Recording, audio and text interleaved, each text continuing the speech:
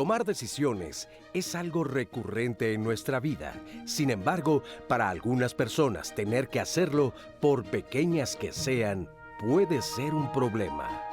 Cuando alguien tiene aboulomanía o indecisión patológica al decir algo, puede pasar mucho tiempo dudando entre diferentes opciones, lo que lleva a la frustración y estrés. Esta incertidumbre afecta tanto la vida diaria como elegir qué comer, qué ropa usar u otras situaciones importantes, hasta una carrera o una pareja. Las consecuencias de esta indeterminación pueden ser bastante negativas. A nivel emocional, las personas experimentan ansiedad, inseguridad y baja autoestima, pues sienten que no pueden confiar en sus propios juicios. Trabajar en nuestra capacidad para decidir nos ayuda a enfrentar los desafíos y aprender de los errores en lugar de paralizarnos ante la incertidumbre. En Diálogos en Confianza, reflexionamos qué podemos hacer cuando es muy difícil tomar decisiones. Hola, ¿qué tal? ¿Cómo están? Me da muchísimo gusto saludarles y darles la bienvenida aquí a Diálogos en Confianza. Yo soy Cristina Jáuregui y el día de hoy vamos a hablar de este tema tan interesante que ya escuchaste. Lo titulamos "Es muy difícil tomar decisiones". Estamos hablando de la indecisión, esta actitud de no tomar decisiones, de no hacerse responsable de las cosas que van sucediendo en lo cotidiano. Y bueno, ¿por qué es difícil? ¿Por qué se vuelve un problema? Porque sí puede llegar a un grado en el que ya sea muy molesto para ti mismo, muy molesto para ti misma, para tu entorno, para tomar decisiones trascendentales. Yo te quiero decir que, bueno, pues por ahí un estudio dice que tomamos decisiones cada 2 segundos, casi. O sea, me levanto, no me levanto, me baño, no me baño, camino, no camino, me pongo los zapatos, no me pongo los zapatos, y no nos damos cuenta que estamos tomando decisiones todo el tiempo.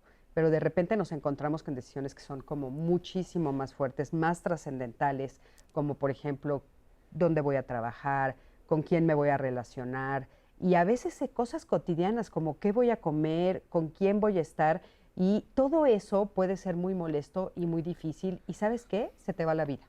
Cuando volteas la mirada, ya pasó la vida y no tomaste ninguna decisión. Y la pregunta es, ¿viviste la vida o la vida te vivió? O sea, ¿qué fue lo que pasó? Entonces, pues de eso vamos a platicar el día de hoy. Me va a encantar escucharte, saber cuáles son tus opiniones y, por supuesto, qué nos van a decir los especialistas invitados del día de hoy para poder compartir con ustedes y que nos llevemos con muchísimo aprendizaje. Así es que quédense aquí con nosotros, que ya saben que estamos con todos ustedes. Y bueno, le doy los buenos días a las intérpretes de lengua de señas mexicanas. El día de hoy está con nosotros Jimena Raya y Magdalena Alejo. Están viendo ahorita ustedes a Jime, ¿no? Creo que a Jime Raya la están viendo en la pantalla. Y también, por supuesto, a mi queridísima Anaí, que está ya aquí conmigo. Mi Ani, querida, buenos días. Mi Cris, buenos días, familia, buenos días de Diálogos en Confianza. Pues muy emocionada de estar aquí en este programa con ustedes el día de hoy con este tema de toma de decisiones, y me parece súper interesante porque yo los escucho, pero a veces digo, a mí me han dicho que también tengo que pensar mucho más en frío mis decisiones, que tengo que ser mucho más objetiva, que tengo que analizarlos, que tengo que cuestionarme, que no tengo que tomar tan rápido la toma de decisiones, y de la nada siento que puede haber una línea muy delgada entre ya es que estás pensándolo mucho, ya tomo una decisión. Bueno, seguro los especialistas nos acompañarán, espero que no sea la única que me he sentido en esa posición, así que seguro ustedes nos podrán contar a través de las plataformas digitales. Ustedes saben que este es un diálogo continuo, y también en el teléfono el 55 51 66 40 00. Yo hoy soy su voz, así que así como yo ya expresé ahorita cómo me siento en la toma de decisiones, espero que también ustedes, para que se los pueda compartir a los especialistas y a Cris durante todo el programa. Así que bienvenidas y bienvenidos, que este es su espacio, mi Cris. Por supuesto que sí, y bueno, y hablando de que este es su espacio, no olviden que tenemos la aplicación 11+. El 11 va contigo a todos lados, así es que baja la aplicación. En este momento nos puedes ver en vivo, si nos estás viendo en tu casa, si nos estás viendo a través de YouTube o a través de Facebook Live, y te vas a ir por ahí, baja la aplicación porque ya puedes llevarte a el 11 contigo a todos lados. Ahí están todos los programas que se han grabado aquí en Canal 5 y por supuesto todos los que están en vivo. Y bueno, pues para platicar del tema del día de hoy tenemos con nosotros a Fabiola Fernández Ruiz. Ella es psicoterapeuta cognitivo-conductual. Fabiola, ¿cómo estás? Bienvenida. Muy bien, muchas gracias por la invitación. Mucho gusto estar aquí. Qué gusto Gracias. tenerte por aquí. También está con nosotros Carmen Ramos Santana. Ella es maestra en filosofía y psicoterapeuta relacional. Carmen, ¿cómo estás? Qué gusto Bien, tenerte. muy agradecida de estar aquí. Gracias, Bienvenida. Cristina. También está con nosotros Mario Buenrostro Jáuregui y él es psicólogo del Grupo de Neurociencias de la Universidad Iberoamericana. Mario, ¿cómo estás? Muy bien, Bienvenido. muchas gracias por la invitación. Qué gusto Contento. tenerte por aquí. Gracias. Oigan, y bueno, al principio de la cápsula que vimos, dijimos una palabra que es difícil, que la verdad yo, mira, a esto me dedico y no la había escuchado. No sé ustedes qué opinan, si nos pueden decir un poquito a lo que se refiere la abulomanía. Está dificilísimo decirla. Abulomanía, se dice, abulomanía.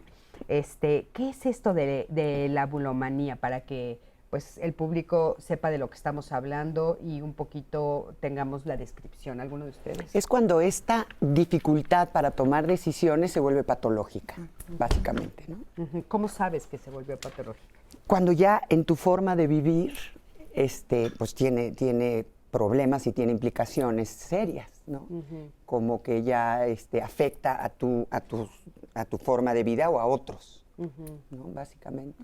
Fíjate que es curioso porque ahora que se están nombrando, ¿no? Que estamos nombrando las cosas ya de manera muy puntual y diferente, entonces nos damos cuenta de que algo que tal vez era cotidiano para nosotros y a lo cual no le poníamos mucha atención o no nos parecía trascendente, de repente tiene una trascendencia, ¿no? Por eso pues también se le nombra a alguien que no toma decisiones y que se vuelve difícil. ¿Qué opinas? Sí, se vuelve muy complejo porque el convivir con otros sin tomar decisiones te vuelve como una carga a veces para los otros o la percepción de carga para los demás, porque entonces los demás tienen que estar continuamente implicándose en las decisiones y tú estás ahí como, pareciera que estás acomodado, que estás bien, pero en realidad es una interpretación que hacen los otros porque no se sabe qué es lo que te está pasando. Incluso tú no sabes qué es lo que te está pasando cuando no puedes decir quiero esto o quiero el otro o no quiero,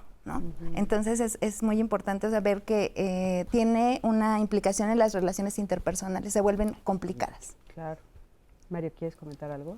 Bueno, pues nada más agregar que nuestro cerebro, como lo dijiste al inicio, tomamos decisiones constantemente. Entonces, nuestro cerebro trata de ser lo más light posible, descansar lo más posible. Entonces, las decisiones cotidianas se toman sin mucho problema, no es algo bastante automático, pero llega un momento, todos los días, en que se toman decisiones que son relativamente más importantes o con repercusiones más importantes. Ahí el cerebro hace como una pausa porque el otro lo hace en automático y entonces entra una parte que se llama la corteza prefrontal y empezamos realmente a tomar decisiones, digamos, ¿no? Conscientes. Es decir, cuáles son las repercusiones que tiene esto a futuro, me conviene, no me conviene, daño a alguien, beneficio a alguien, etcétera, etcétera. Y ahí, en términos generales, para la mayoría de las personas del mundo, es donde se convierte en algo complicado. Cuando hablamos de una patología, esta complejidad viene desde antes, ¿no? O sea, el problema viene desde la decisión más sencilla, como decías, me levanto, no me levanto, me voy por la derecha, me voy por la izquierda, tomo café, tomo agua, etcétera, etcétera. Sí, qué cosa, ¿no? Porque tal vez algo que es cotidiano, que hacemos todo el tiempo, que inclusive hasta pareciera automático, realmente no lo es. Sí. O sea, es una acción, es algo que sucede en nuestro cerebro rápido, que pasa desapercibido, pero que sí hacemos, o sea, sí hacemos una decisión, sí la tomamos la decisión. Oigan, fíjense que preguntamos en redes sociales, pues bueno, ¿cuál era la decisión más difícil que has tomado en tu vida y por qué? Vamos a ver qué nos dijeron. Al preguntar en nuestras redes sociales, ¿cuál ha sido la decisión más difícil que has tomado en tu vida? ¿Por qué? Estos fueron algunos de los comentarios que recibimos. Rebeca Loyola: creo que son varias las que tomamos durante la vida. En mi caso han sido elegir carrera profesional, seguir viviendo con mamá a pesar de la violencia que teníamos o independizarme a corta edad. Tener un hijo, separarme, mudarme y tener un trabajo estable con un horario laboral muy agotador o tener un trabajo informal pero con posibilidad de administrar mi tiempo. Claudia Molina: no demandar a alguien. Era más el desgaste emocional si lo hacía. Vi por mi paz mental, pero fue difícil porque anda por ahí bien campante. En fin, que la vida se lo cobre. Lupi Rodríguez: separarme de mis familiares e irme a vivir lejos a otro estado en donde no tenemos ningún familiar. Fue durísimo, pero después de 15 años, ahora me es difícil regresar a mi tierra. Ana Karina: las de pérdida sin duda, perder un bebé, divorciarme, desertar de la universidad, tener a mi segunda bebé como madre soltera. Jandro CR: creo que han sido varias. Cuando era niño y me dejaron en un balneario, no sabía si quedarme a esperar a los adultos o tomar mis cosas e irme a casa. La otra fue tomar la decisión de separarme sabiendo que me iba a perder muchas cosas con mi hija. David Marmolejo: hacerme responsable de lo que me pasa. Siempre es más fácil culpar al otro o a las circunstancias que tomar las riendas de mi propia vida. Margarita Jiménez Domínguez: una fue elegir mi carrera y otra fue tomar la decisión de pensionarme y dejar de trabajar. Muchísimas gracias. Qué interesante todas las decisiones que cada uno de ustedes nos compartieron que van tomando. Y a mí me gustaría preguntarles qué factores hacen que una persona pueda o no pueda tomar una decisión. Yo creo que lo que decías, Fabiola, de la responsabilidad es clave, ¿no? O sea, tomar una decisión es hacerte responsable de tu vida, tomar tu vida en tus manos y no dejar que las personas a tu alrededor estén tomando decisiones por ti. Es asumirte, ¿no? Y creo que esa es la clave de poder tomar decisiones que van a ir formando tu vida. Y cuáles son las buenas decisiones y cuáles son las malas decisiones. Yo creo que no hay ni buenas ni malas, porque las malas son las que más nos enseñan, de alguna manera. Digo, hay unas malas que son fatales y mortales, pero las malas decisiones, a mí se me hace muy interesante explorar el tema de las malas decisiones y qué hacemos con esas que son los errores que cometemos, qué nos pasa con esos errores, ¿no? ¿Qué hacemos con eso? ¿Cómo crecemos ante eso? ¿No? ¿Tú qué crees que son los factores, además de la falta de responsabilidad, que hacen que una persona no tome decisiones en su vida adulta? Bueno, lo voy a hablar más desde el área donde yo trabajo, que es niños, y me parece que tiene que ver con todo ese proceso de formación durante la crianza y el crecimiento. Creo que la parte fundamental de los padres en el acompañamiento, en la toma de decisiones, es un factor que va a determinar mucho en cuanto somos adultos cómo decidimos.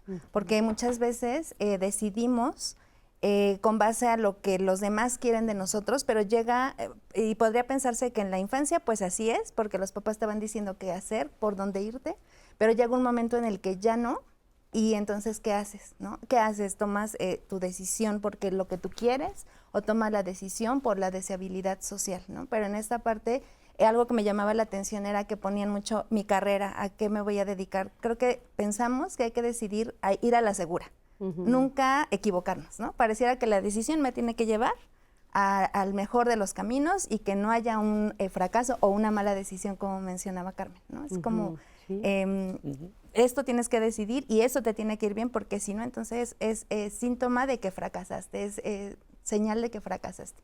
Y en realidad no, pero sí, un factor me parece totalmente la crianza, es decisivo para ir formando esta capacidad de decidir, porque va construyéndose la personalidad, y la personalidad tiene que ver muchísimo con esa toma de decisiones. Ahora, bueno, nosotros sabemos que los seres humanos nacemos con un temperamento, ¿no?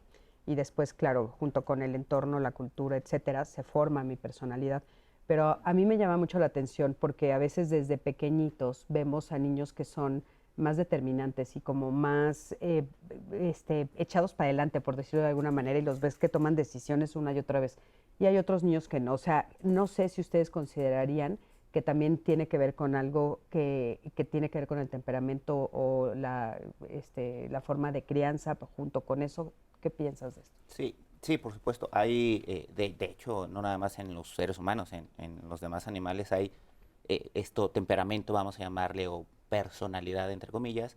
Es decir, tenemos a personas que son como muy poco ansiosas, muy poco temerosas, ¿no? Que son mucho más aventadas. Y tenemos en el otro lado a personas que son mucho más temerosas, mucho más cautelosas y demás, ¿no? Entonces, esto, por supuesto, las personas que no le tienen miedo a las cosas toman decisiones más rápido, probablemente cometen errores más comúnmente, pero también comúnmente aprenden más, evolucionan más. Y aquí la crianza es fundamental, ¿no?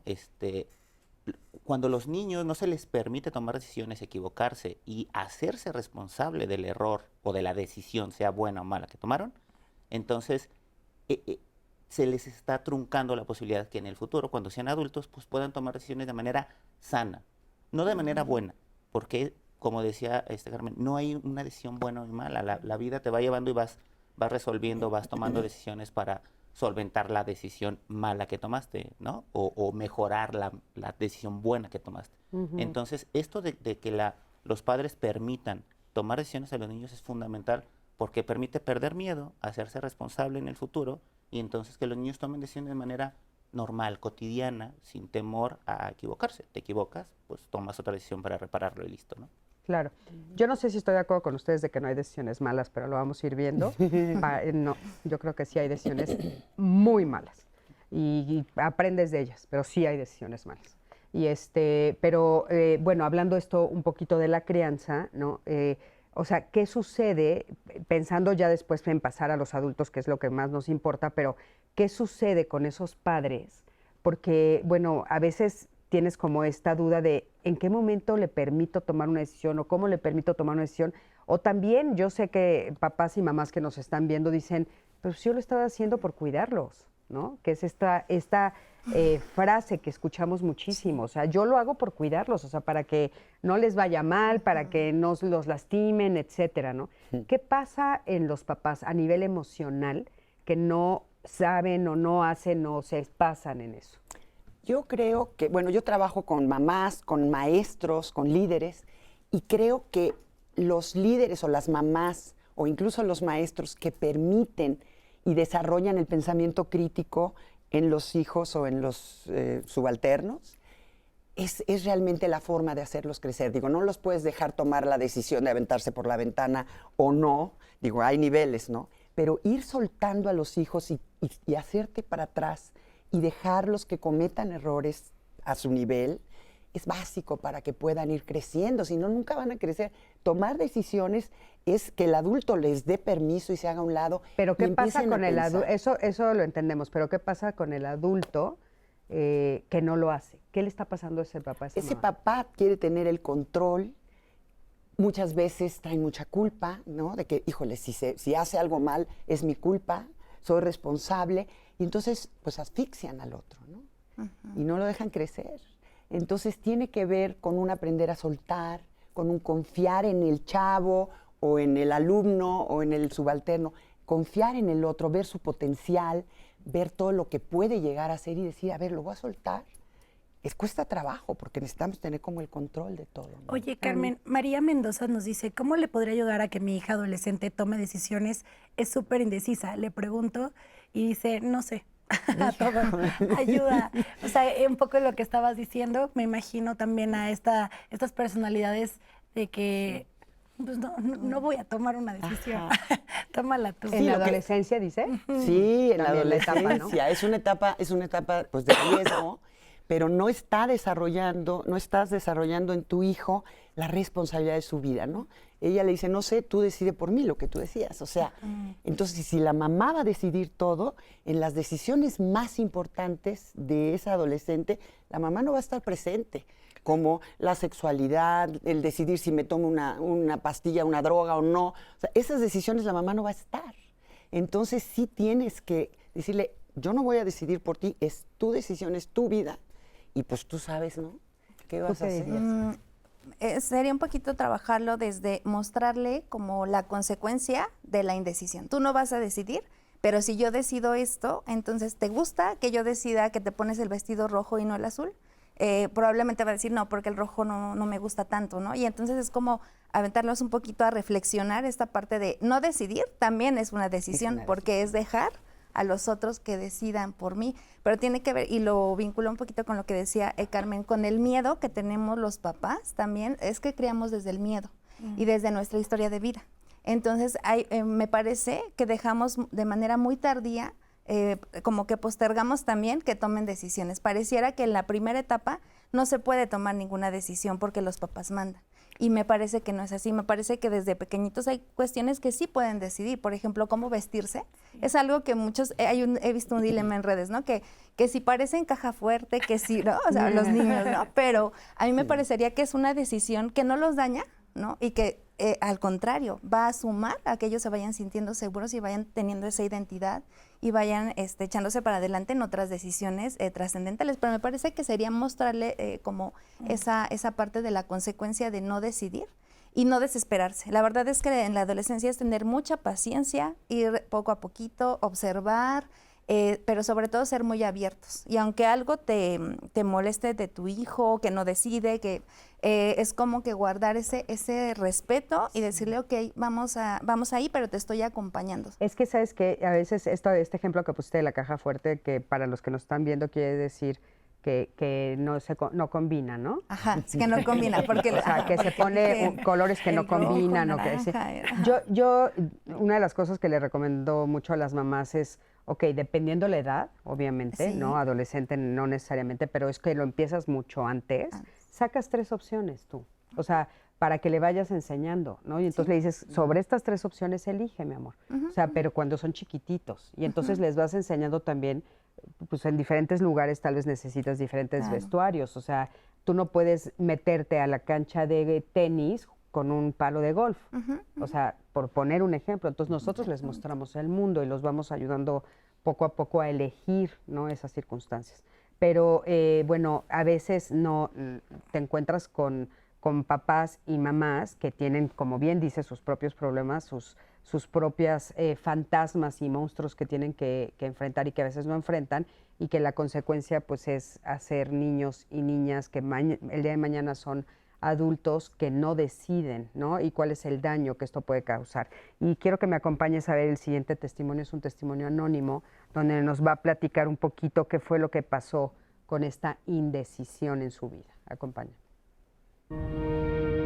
Cuando yo estaba chica en mi infancia, pues nosotros no tomábamos decisiones, todo mi papá lo decidía, la comida, la vestimenta, los zapatos, qué íbamos a hacer, qué no podíamos ver. Entonces, pues nosotros no podíamos decidir prácticamente nada. De hecho, hasta casi los 17 años ya pude medio empezar a decidir como algunas cosas para mí, y medio, porque siempre había conflictos con él. Bueno, pues a mí me cuesta trabajo tomar decisiones, porque para empezar, cada que tengo que tomar una decisión me lleno de muchas posibilidades, me da nervios, me pongo ansiosa, me da miedo. Después estoy pensando en cómo me va a afectar, que me tengo que hacer responsable y de qué va a pasar. Me angustia mucho el resultado que voy a obtener de esa decisión. La decisión más difícil que he tomado fue separarme de una relación, porque había violencia, y aunque yo me di cuenta casi desde el principio que él era violento cuando éramos novios, pues seguimos de novios, viví con él, tuve hijos, y aún así yo no podía decidir separarme pese a que veía que la violencia aumentaba. Estuvimos 8 años juntos, y como al 4.º año ya consideré que mi seguridad peligraba si seguía con él, y tardé 4 años en separarme de él, porque no quería tomar la decisión, quería que él me dejara o que él dijera que ya, y él no lo hacía. Entonces ya después él me decía que pensara bien lo que iba a pasar, porque si así como yo era, pues muchas querían estar con él. Entonces pues era una de las cosas que me atormentaba para no decidirme a dejarlo. En esa época él ya salía de viaje por el trabajo, y cuando regresaba pues yo ya tenía mucho pánico de cuando llegara, si no me encontraba en la casa, y después si llegaba tomado, pues pues se ponía como todavía más irreconocible, y pues ahí fue cuando decidí que ya no era sano seguir ahí. Se me hizo una úlcera en el estómago y después se me empezó a caer el cabello, me empezó a dar ansiedad, de hecho me diagnosticaron de ansiedad y depresión, y empecé a buscar como ayuda en círculos de terapia, grupos de terapia. Tomé un tiempo medicamentos, pero sí, o sea, sí se ve como la diferencia entre desde unas fotos cuando empecé a tomar ya la terapia, el medicamento, a las fotos actuales, pues sí se ve la diferencia como si fueran dos personas. Fíjense que muchísimas gracias antes que nada por este testimonio, y me llama mucho la atención porque yo les estaba preguntando hace rato cuáles son las consecuencias de no tomar una decisión. Y además de que puedes afectar a tu entorno, me llama mucho la atención este testimonio porque nos dice claramente cómo le afecta a nivel físico, ¿no? O sea, se le cae el pelo, tiene gastritis, ¿no? O sea, realmente físicamente empieza a tener consecuencias la falta de tomar una decisión, ¿no? Y bueno, vamos a un corte, en un momentito regresamos, pero cuando regresemos vamos a platicar de este testimonio porque me parece muy fuerte, ¿no? Quédate con nosotros, estamos en Diálogos.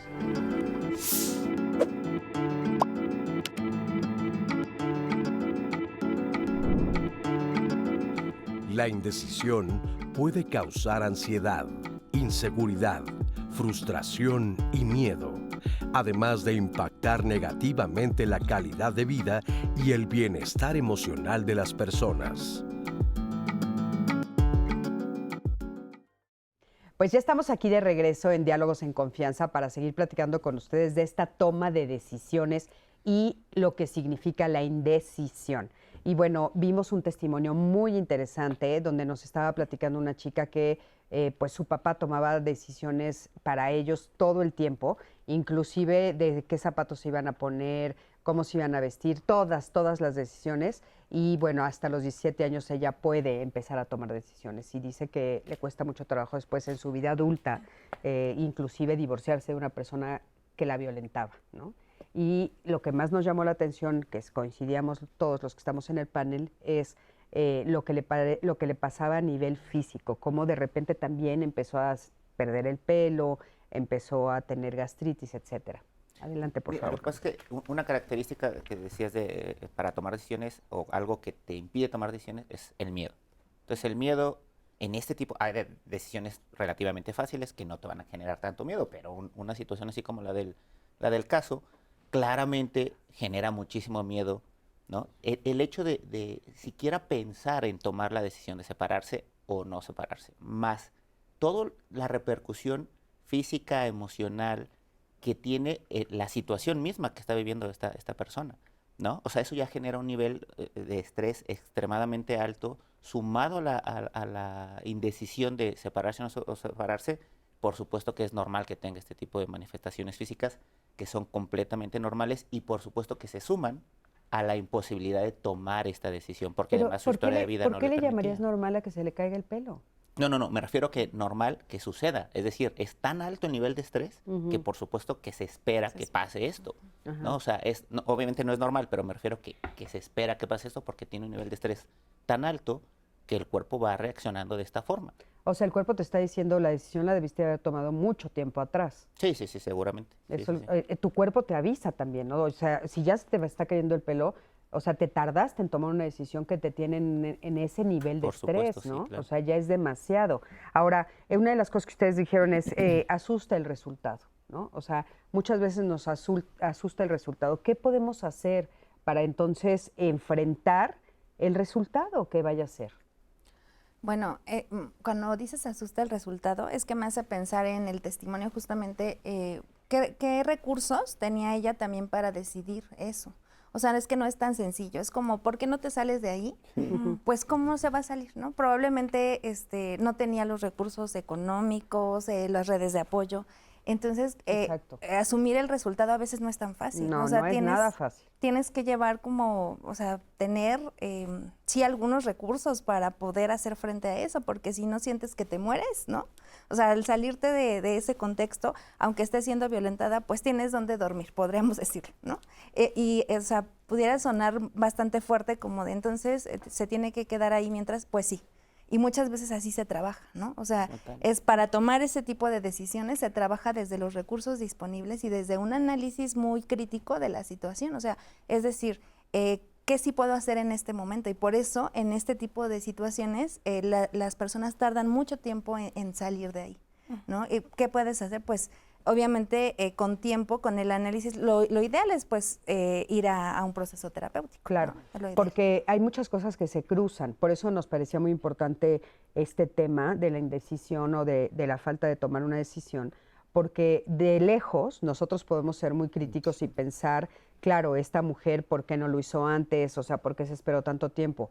Pero está involucrado el miedo y posiblemente las amenazas y tal vez la soledad y la falta de recursos económicos, ¿no? Además de todo el bagaje cultural y todo el bagaje de educación que ya trae consigo esa persona para estar parada en ese lugar, ¿no? Entonces, ahí estaríamos hablando, y quiero ser muy puntual en esto, en decisiones que son muy difíciles de tomar, ¿no? Pero a veces estamos hablando también de otro tipo de decisiones un poquito, digamos, menos graves, que ustedes comentaron hace ratito, no quiero ser el malo de la historia, o no quiero ser la mala de la historia, ¿no? Y a veces eso sucede. O sea, está Ani haciéndonos un ejemplo. Dilo al aire. Ay. El de los novios. No, claro, es que les contaba al panel que he escuchado en muchas ocasiones que incluso parejas que ya claramente es inminente que van a terminar o que tiene que concluir esa relación.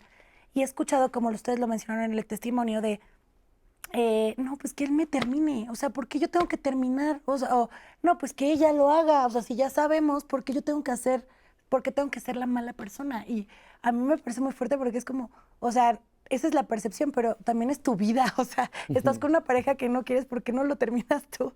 Y terminan alargándolo, incluso he escuchado que hasta años, o sea, Sí. un año de que, ay, no, pues ya sabíamos que no va a funcionar, pero pues Sí. no me ha terminado, ¿cómo? Fíjate, ¿Cómo? y Ani nos pone sobre la mesa un tema muy interesante que tiene que ver con la pareja, pero yo también lo identifico, por ejemplo, en la familia, entre papá y mamá, ¿no? A veces no quiero jugar el juego de ser la mala o de ser el malo, y entonces la toma de decisiones de castigar, de reprimir, de no dejar ir a la fiesta, pues tómala tú, porque yo no quiero ser el malo, ¿no? Pero son estas exigencias de que tenemos que ser buenas, que tenemos que ser lindas, que no tenemos que ser las malas del cuento.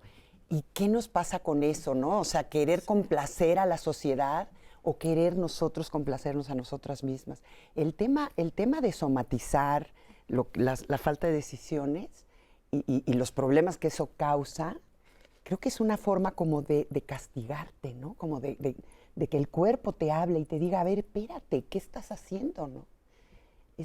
No es fácil tomar una decisión así. Yo creo que este ejemplo de esta chica que nos comparte es muy común. Muchísimas mujeres estamos o hemos estado en situaciones de que nos queremos salir y no podemos salirnos. Ay, Yo creo sin que es duda, muy sí. común. Muchísimas personas, pero tiene que ver con lo Sobre que todo decía. las mujeres. Sobre todo las mujeres, porque yo tengo que ser la gran mujer, la buena mujer, que se sacrifica, todos estos conceptos que ya se están diluyendo, gracias a Dios, pero que traemos cargando, sobre todo las mujeres. Sí, claro. Que está terrible, porque tenemos que ser, cuando dicen es una gran mujer, generalmente se refieren a la que aguantó todo, Claro. a la que fue la heroína, la que sacrificó su vida por sus hijos, por su marido. Ese es el concepto de gran mujer. Sí, Ojalá es que cierto. cambie, caray, porque Sí. de veras que nos tiene amoladas a muchas. Sí, sí, Hablan ya de- está cambiando, pero es cierto, tienes razón. Hablando de Adelante. expectativas, y les comparto este testimonio que nos ponen en Facebook de Berenice Vidal. Yo siempre he sido de no dar motivo a que se burlen de mí. En una ocasión mi hijo del kinder se puso zapatos diferentes y le dije, ¿ya viste? Y dijo, ¿qué? Tus zapatos. Y dice, así los quiero. Y se lo dejé, o sea, lo dejé ir hacia la escuela porque esa es su seguridad. Nadie en la escuela se dio cuenta ni le dijo nada.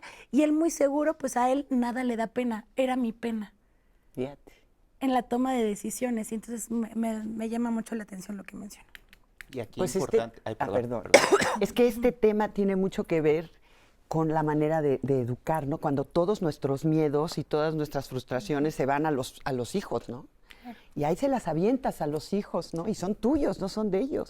Darle chance de que haga el ridículo a veces es fortalecer su identidad, ¿no? Y Claro, ayudarlo está a perder padrísimo. precisamente el miedo, que hablamos de eso, ¿no? Exacto. El miedo te paraliza pero el miedo normalmente es de los adultos. Entonces, cuando le permites al niño tomar la decisión sin miedo y darse cuenta de que la decisión que tomó no tiene repercusiones que tú como adulto creías que iba a tener, pues el niño no desarrolla este miedo y entonces es mucho más seguro al tomar decisiones, y ya llegarán decisiones, por supuesto, que tengan consecuencias negativas y también aprenderá de ello, ¿no? Pero ya sin el miedo previo a tomar la decisión. Claro. Oigan, y bueno, retomando una vez más el testimonio que vimos, a mí me gustaría que ustedes nos dijeran cuándo nos podemos dar cuenta que ya se convirtió en algo patológico mi falta de decisión. O sea, sí dijimos hace algún momento que, bueno, no es fácil, en su caso en particular, hay muchas cosas que se cruzan, pero ¿cómo podríamos darnos cuenta cuando ya de plano, pues ya estoy en una posición en la que ya de veras patológicamente no estoy tomando la decisión, aunque ya resolví algunas cosas? ¿Cómo me puedo dar cuenta? ¿Hay alguna señal que me lo indique, algo en el entorno, algo en mí que pueda decirme, bueno, sí, ya pasaste a otro nivel? Entonces, ¿estás contenta con tu vida? ¿Estás somatizando? ¿Eres una persona feliz, realizada, tranquila? ¿O estás en la ansiedad, en el pavor, afectando a otros? Pues ahora sí que yo estoy segura que tú internamente sabes si tienes un problema patológico o no. ¿Ustedes qué opinan? Adelante. Es que a veces no te das cuenta. Sí, mira, lo más probable es que, o sea, estamos hablando de ya un nivel patológico real, lo más probable es que la persona tenga dificultades o problemas en su contexto, es decir, problemas en casa, con la familia, ¿no? O sea, que la familia le diga constantemente que hay un problema con esto de toma de decisiones, problemas laborales, probablemente que haya perdido el trabajo o que esté a punto de perder el trabajo precisamente asociado a esto de no poder tomar decisiones. Problemas, obviamente, en su físico, en su salud emocional y demás, es decir, que la persona se sienta mal, ¿no? Este tipo de cosas claramente son indicadores de que algo está mal, ¿no? Y que si muchas personas le dicen que es por esto de que no toma decisiones, puede ser que sea ese el problema. O sea, obviamente lo que se debe hacer es acudir con un profesional de salud mental para que puedan evaluar pues, juntos el problema y ver si efectivamente esto es patológico y buscar una solución. Sí, porque luego no lo identificamos, ¿no? Por ejemplo, a mí se me ocurre, no sé qué opinen ustedes, pero en el trabajo, ¿no? De repente puede llegar una persona y decirte, pero no entiendo por qué me están corriendo de todos los trabajos. Si yo me porto bien, o sea, hago el trabajo y tal, y no te das cuenta que preguntas todo, ¿no? O sea, que no tomas ninguna decisión. O sea, que te acercas a tu jefe todo el tiempo a preguntarle, pero ¿y cómo lo hago?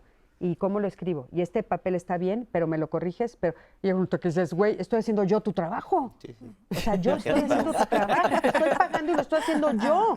Pero no, el que lo está haciendo no se da cuenta. O sea, cree que lo está haciendo de manera correcta, ¿no? Y esto creo que tiene que ver con el testimonio, ¿no? Una chica que vivió con un padre que no les permitía tomar decisiones durante 17 años, pues claramente la persona crece, o alguien en ese ambiente crece con esta situación. O sea, no puede tomar decisiones, ¿no? Ni las más pequeñas. Ella decía que no tomaba la decisión ni de qué comer, ni de qué ver en la tele y cosas así por el estilo. Pues es obvio que la persona no va a poder tomar decisiones de manera normal en su vida, ¿no? Y que va a necesitar, pues, el permiso, la aprobación de los demás. Y es curioso porque se vuelve familiar. O sea, si ella crece en ese ambiente, para ella eso es familiar, para ella eso es lo normal, ¿no? Entonces, pues, ¿cómo hacerle para brincar eso que en ese momento es lo normal? Oigan, y bueno, me gustaría que me acompañaran a verles a la siguiente entrevista que le hicimos a Fabiola López Vargas. Ella es psicoterapeuta cognitivo-conductual y ella nos va a decir qué es la abulomanía. Vamos a ver qué nos dice. Bueno, la bulomanía se podría considerar como una condición psicológica en la cual las personas tienen una dificultad muy marcada y hasta pensar extrema para tomar decisiones. Y cuando hablamos de decisiones, estamos hablando de decisiones inclusive cotidianas. O sea, desde decisiones como qué comer, qué vestir, a dónde ir, hasta decisiones más importantes de vida como dónde estudiar, hacia dónde dirigir mi carrera laboral o si tomar decisiones de tema interpersonal. Entonces, la bulomanía podríamos decir que es una condición que puede afectar varias áreas de vida y que si se vuelve una condición extrema, la persona se vuelve dependiente de otros para tomar decisiones o estarse moviendo en el entorno. Hay 3 cosas que diríamos claves: ansiedad, depresión y frustración como una constante ante esta esta condición. Desde la terapia cognitivo-conductual consideramos que hay una serie de creencias mal elaboradas respecto a la toma de decisiones. Por ejemplo, algunas creencias disfuncionales pueden ser que al tomar una decisión vamos a cometer un error y este error puede ser algo inmanejable o insostenible, algo como catastrófico. Otra creencia disfuncional puede ser que cada decisión que tomemos tiene que ser correcta, adecuada, perfecta, que está más conectado a un tipo de índole de perfeccionismo. Entonces, como la persona tiende a exigirse tanto en estas respuestas, obviamente termina en una parálisis. Otra creencia muy común es que al nosotros tomar decisiones por nosotros mismos vamos a hacerlo mal y que necesitamos que otras personas que son más competentes lo hagan por nosotros. Entonces la creencia ahí es como de baja competencia y todo esto lo podemos ligar a la autoestima, a la confianza, al cómo fuimos creados, inclusive desde dónde conseguimos esta seguridad para tomar decisiones, el cómo nos autoconceptualizamos a nosotros mismos. Entonces, son una serie de factores que influyen para que nosotros desarrollemos estas creencias irracionales. Muchísimas gracias. Y bueno, en redes nos están hablando desde muchas perspectivas, ahorita Ani nos los va a leer. Sí. Y fíjense que pensando en esto que estamos hablando el día de hoy, se me ocurrió también que a veces la cultura nos hace trampas. Por ejemplo, pensé muy puntualmente en la cantidad de personas que se acaban titulando. Y si tú hablas con los profesores, en las universidades y con las personas que lo hacen, o sea, de una generación que podemos decir es el 100%, menos del 30% se titula. Y la razón por la cual es justo esto que decías tú, o sea, buscar la perfección, ¿no? O sea, tengo que buscar el perfecto tema, el tema que nadie haya hablado de él, ¿no? O después el pánico de enfrentarme a los sinodales y lo que eso significa. ¿Cómo me hago para escribir? Y entonces, o sea, la toma de esa decisión se vuelve nula. Y estamos hablando de un problema nacional. O sea, el 30% solo se titula. Todos los demás, aunque acabaron una carrera, no se titulan. Y tiene que ver con esta toma de decisión. ¿Qué opinan de esto? Los tres dicen que sí. Sí, es que sí. No, bueno, el asunto, hablas de la titulación, pero me parece que vamos atrás, ¿no? Cuando decides qué estudiar, empezando por ahí, ¿no? Es como cuando tienes que saber ya lo que quieres hacer, ¿no? Y entonces es más o menos que sería 17 años, 18, ¿no? Ay, sí, y pareciera que ahí ya tienes como que toda la facultad para decidir. Me parece que no es porque porque no lo puedas hacer, pero porque lo de atrás, tu historia de no decidir, hace que en ese momento cumbre, ¿no? Donde tienes que decir quiero esto, no lo tengas tan seguro, no lo tengas tan trabajado. ¿Por qué?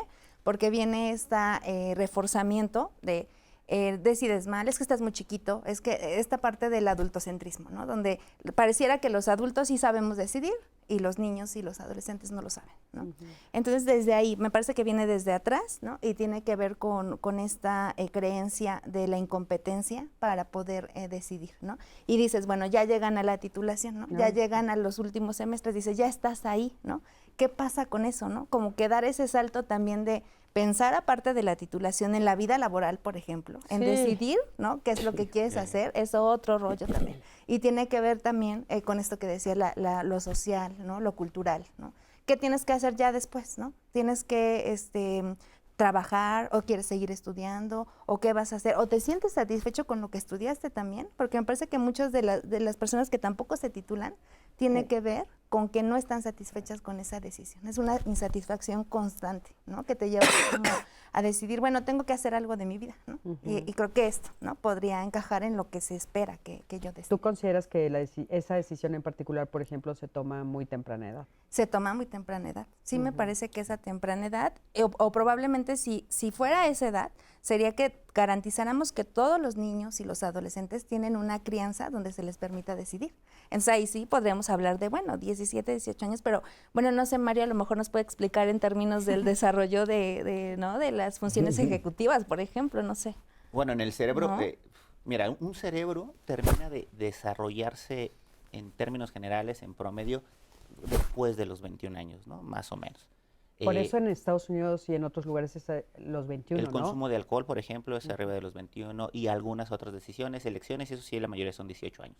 Pero el cerebro tiene algo que se llama mielina y la mielina ayuda a que el cerebro, digamos, funcione más orgánicamente, como mejor, que precisamente tome mejores decisiones, ¿no? Y nosotros en la vida cotidiana llamamos madurez, ¿no? que la persona es más madura o es menos madura. Y claramente una persona de 18 años, usualmente, que hay excepciones por supuesto, no tienen la madurez necesaria. Yo también creo que es muy temprana edad todavía para tomar la decisión de a qué dedicarte, ¿no? Porque para empezar, tu experiencia de vida es tan corta que probablemente hay 1000 cosas más que te encantan, pero que no sabes, no has probado. Entonces, tomar la decisión de a qué me voy a dedicar el resto de mi vida a esa edad, sin haber probado todo lo demás, A mí se me hace es complicadísimo. No, Sí, claro. pues, olvídate. Claro, a mí Me me hace parece injusto. también. Y regresando al tema de lo de la titulación y demás, regreso al miedo. Creo que el miedo es algo fundamental que nos impide movernos.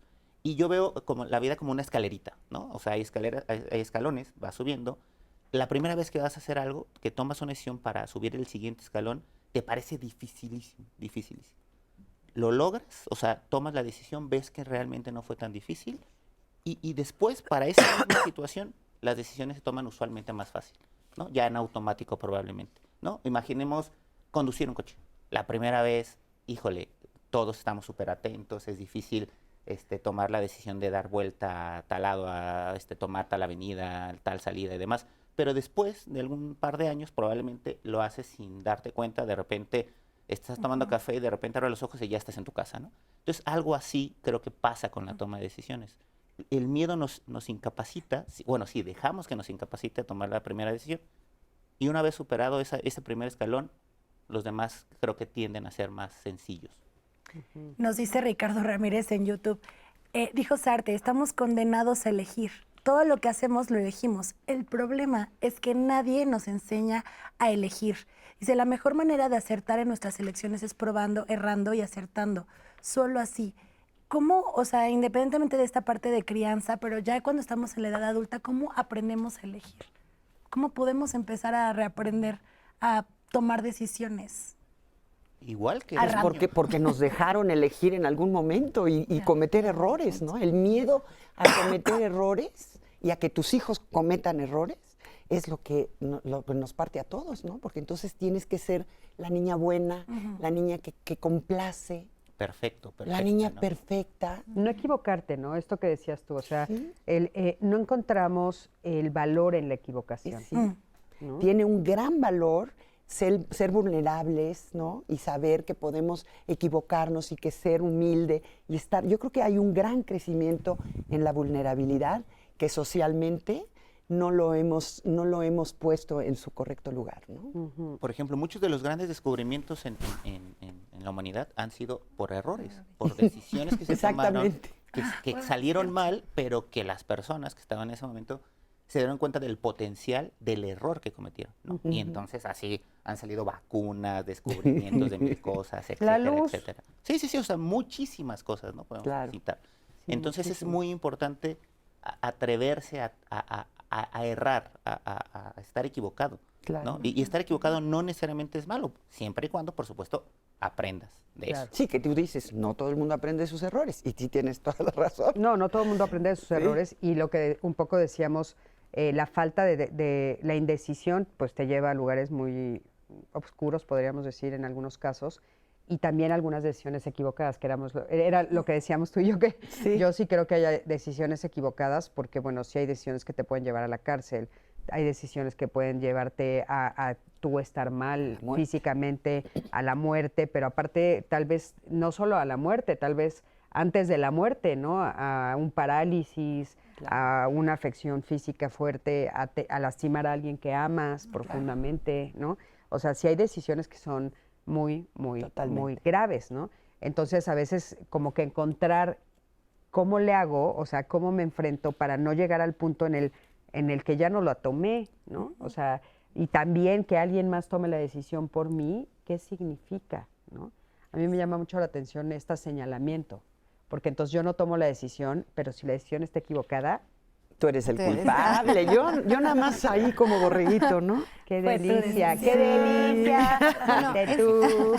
Es que Sí. me acordaba un poquito de lo que decía Ani en esta parte, en el corte, del miedo, ¿no? Me parece que el miedo es parte de la toma de decisiones, es algo natural, que siempre va a llevar un grado de miedo cada decisión, ¿no? Cuando ya las tienes más, digamos, más tomadas, las tomas más a menudo, puede ser que vaya disminuyendo ese miedo y te vayas sintiendo como dueño de tus decisiones. Pero la primera vez, pues claro, que paraliza, ¿no? Y dices, sí, me va a ir bien, ¿no? ¿Qué voy a hacer, no? Pero en ese sentido es como también a veces es necesario, o sea, analizar, ¿no? Esa decisión. También es que, bueno, si te avientas, dicen, hazlo con miedo, pero hazlo, ¿no? O sea, sí, pero también hay ocasiones como la que mencionabas de consecuencias que pueden ser bastante lamentables, donde sí tienes que hacer un análisis. Me parece que de acuerdo al tamaño de la decisión, es como tienes que frenar y hacerle caso o no a este poquito de miedo que tienes para decir, me aviento, o mejor me quedo aquí y esperamos tantito, ¿no? Oye, sí que estamos hablando de la impulsividad, ¿no? Que Sí. ahorita podemos retomarlo, pero ahorita dijiste algo que me parece importante y que no hemos puesto sobre la mesa, que es la autoestima. O sea, ¿qué dirías tú sobre, o sea, qué papel juega la autoestima también en una persona para la toma o no la toma de una decisión? Bueno, pues sí, fundamental, ¿no? Es algo que va formándose y otra vez vuelvo, perdón que repita tanto No, lo de la está bien, crianza, sí. pero es que es fundamental, No, ¿no? lo entendemos, lo Autoestima entendemos. tiene que ver con esa, no es lo que yo opino nada más de mí mismo en aislado, sino que es lo social. ¿Qué ven los demás de mí? ¿Qué idea tienen? Que me van diciendo y que va reforzando lo que yo pienso de mí. Entonces, el poder tener una autoestima sana, una autoestima saludable, donde sé que el error no es que yo sea malo, que sea tonto, que sea incapaz, que el error es algo que se comete, todos los cometemos y lo podemos retomar, lo podemos ajustar, ¿no? Me parece que tiene que ver mucho también con esta parte del proyecto de vida, que también se nos enseña mucho a trabajarlo también, ¿no? Entonces, autoestima es estar como muy claro de cuáles son tus posibilidades, ¿no? Que si tienes miedos, pues es natural tener ese miedo, que si tienes áreas no tan fuertes es natural y todos las tenemos, no nos tiene que ir bien a todos en todo, ¿no? Entonces, con fortalecerlo desde casa, me parece, o sea, una parte que no podemos dejar pasar, ¿no? Con los niños, estar aceptando a los niños como son niños, ¿no? Y no nosotros, forzarlo. y nosotros también, ¿no? Como adultos, pues darnos cuenta que tenemos la capacidad de aprendizaje. Claro. O sea, que puedo, esto que dices, bueno, ¿cómo aprendo de una decisión que estuvo mal o que lastimó a alguien? Tengo la capacidad de aprender diferente y de hacerlo de manera diferente, ¿no? Eso, pues, alimenta mi mejorar tu autoestima. autoestima. Y eso Vamos a un suma, corte, exacto. en un momento regresamos, quédate con nosotros.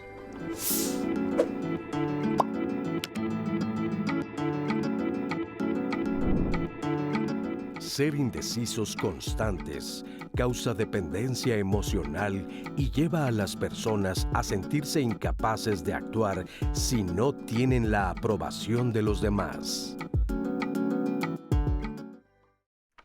Familia, estamos de regreso y yo quiero invitarles a que se conecten también el día de mañana. Como saben, a lo largo de la semana en el programa de Diálogos en Confianza tenemos temas súper interesantes y el día de mañana, que es Jueves de Sociedad, vamos a hablar de cómo se protegen nuestros datos.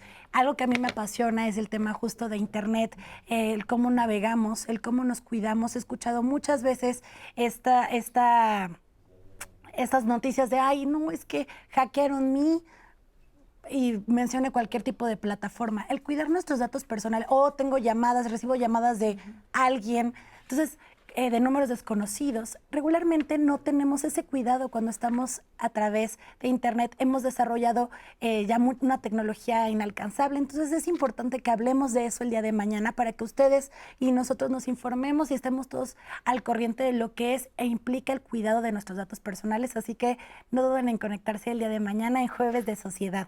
Y luego yo, regresando de esta pausa, seguro me estaré colando en la conversación para compartir sus testimonios y su participación.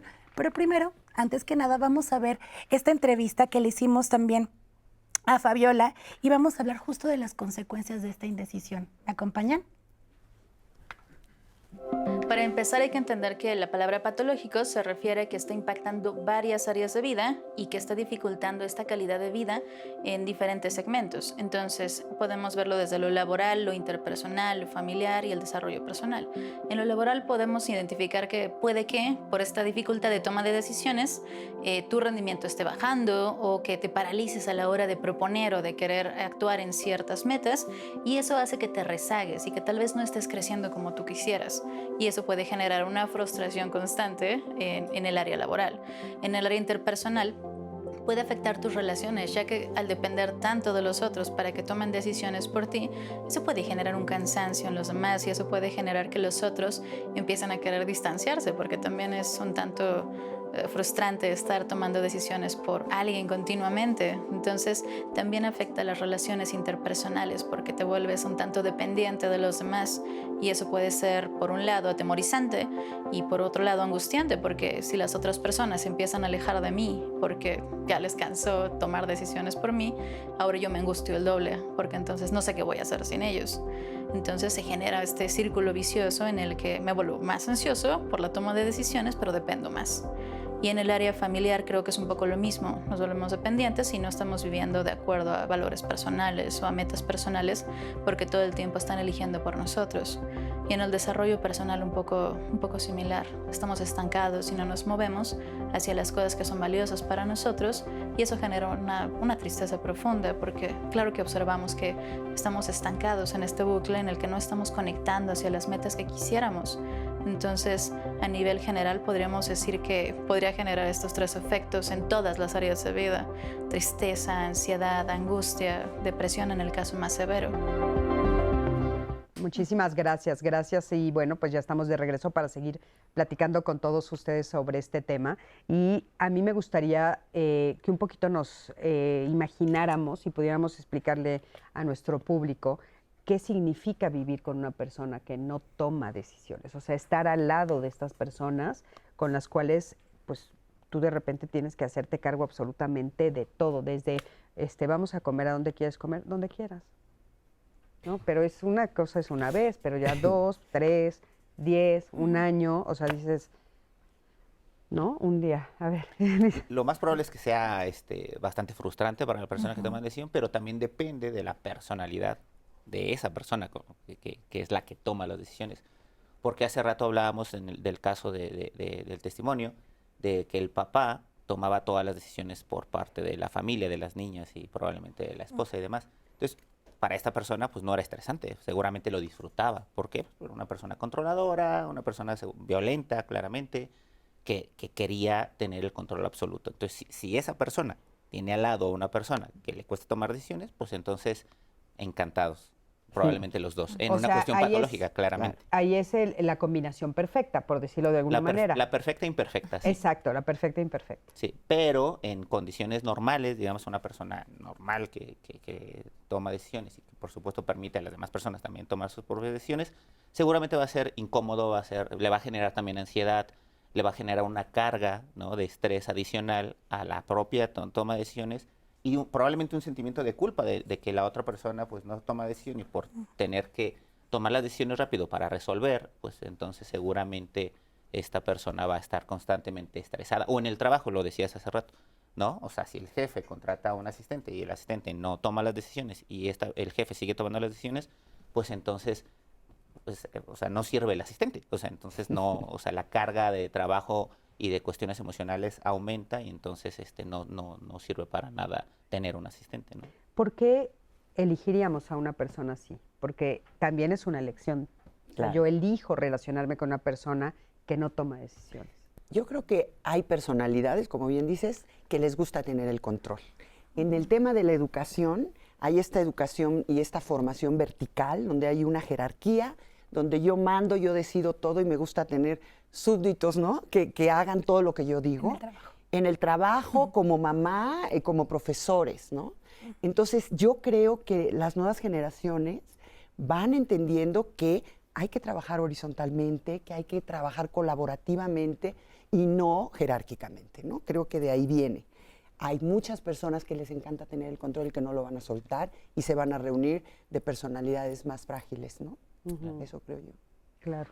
Sí, pensaba en el enojo que pudiera estar generando y en el cansancio, cuando tienes que decidir tú por el otro todo el tiempo. Y me parece que eso merma mucho las relaciones de pareja, por ejemplo, las relaciones también familiares, donde, pues, bueno, es que hazte cargo de tu vida, ¿no? Y entonces ahí hay cansancio, frustración, y también como no se habla después de lo que está sucediendo, pues entonces se avanza, y de repente cuando ya se habla es en un momento muy crítico, donde la relación a lo mejor ya está en riesgo. Sí, fíjense que me estaban recordando ahorita de producción que justo en la junta estábamos discutiendo y yo les comentaba sobre una serie y un libro maravilloso de Elena Ferrante que se llama Mi amiga extraordinaria, ¿no? Pero la serie la pueden ver también en creo que es HBO o Apple TV, una de esos. Pero hay una reflexión muy fuerte cuando ella es adulta, o sea, ella ya es adulta mayor cuando está escribiendo el libro y está hablando de su mejor amiga o de su amiga extraordinaria, la amiga con la que vivió toda la vida. Y hay una reflexión que hace que platicábamos en la junta, donde ella dice, ella siempre vivió tomando decisiones y yo siempre viví en el casi. A mí se me hizo, o sea, devastador, porque ella ya era una mujer adulta, ¿no? Entonces, siempre vivió en el casi y te hace como la reflexión de casi fui novia de ese niño que tanto me gustó, casi fuimos pareja, ¿no? Casi me atreví a irme de viaje, casi, o sea, es una serie de casis porque no tomó decisiones, aunque parecía que sí las tomaba. O sea, eventualmente sí se casa con alguien, ¿no? O sea, en el ínter entre una decisión fuerte y otra, todas esas pequeñas decisiones que van formando tu vida y que te van dando experiencia y que te van dando sabiduría, ella siempre se quedó en el casi, ¿no? Se me hacía durísimo. No sé si la han visto No. Bueno, se las dejamos de Tarea. Y aparte el libro se ganó el premio a la mejor novela del siglo XX, así es que, o sea, se las súper recomiendo. Pero cómo no quedarnos en el casi, ¿no? O sea, cómo atrevernos a pasar más allá, ¿no? Y la pregunta sigue ahí, o sea, ¿por qué elijo a alguien así? O sea, yo, ¿por qué elijo a alguien así de la que al final del tiempo me acabo cansando, ¿no? Eso es como muy importante. Y querías decir algo de la autoestima, me dijiste hace rato. Yo quería hablar un poco y explorar porque en la crianza las mamás no saben cómo desarrollar la autoestima de los hijos. Entonces muchas veces creen que es echarle porras a tu hijo, ¿no? Tú eres lo máximo, tú sí puedes, wow, ¿no? Y eso creen las mamás que así van a fortalecer el self del chavo, ¿no? Del niño. Y la verdad es que así no funciona la autoestima. O sea, en la autoestima, cómo se va fortaleciendo, tiene que tener una realidad, un contexto, que la sociedad, los amigos, todo el mundo, te refleje esto que vas tú construyendo como tu propio valor, ¿no? O sea, no son las porras de una mamá que le está diciendo todo el día, porque el niño dice, esto que me está diciendo mi mamá no tiene nada que ver con lo que yo vivo en el salón de clase, por ejemplo, ¿no? Que soy el más burro o que soy el loser y que nadie me pela y mi mamá me dice que yo soy lo máximo. Entonces, pues, ¿cuál es la realidad, no? ¿Cómo lo construyo? Como mamá, no puedes inventarle un mundo a tu hijo que no es real, porque el hijo se va a estar midiendo, ¿no? Y es un error muy, muy, muy común. Pero entonces, ¿cómo le haces?